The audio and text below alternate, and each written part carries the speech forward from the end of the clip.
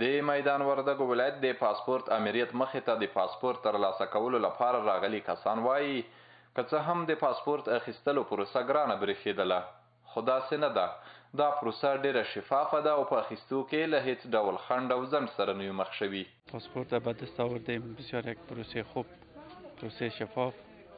در یک روز ما تانستیم پاسپورت به دست بیاریم. څومره چې موږ تمه او توقع درلوده یا ستوماني نظر کې ډېره طولاني درلوده خو ډېره لنډه راته پرېښوله ځکه چې سهار راغلي اوس پاسپورت ته آماده یې چې خپل بایومتریک وکړو خپل پاسپورت واخلو.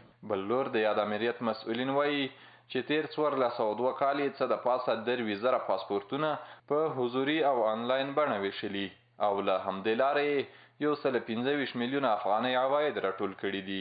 دوم کال نه تر 1403 کال پورې تقریبا موږ 3,423 جوړه پاسپورتونه توزیع کړي دي چې په دې کې هم آنلاین موجود دي هم آفلاین موجود دي. 1402 تر 1403 پورې کوم عواید چې موږ جمع کړي دي هغه 125 میلیونه دي 3,02,000 افغانۍ کېږي. د دغه امریت مسؤلین د خپلو کارونو د شفافیت ډاډ ورکوي.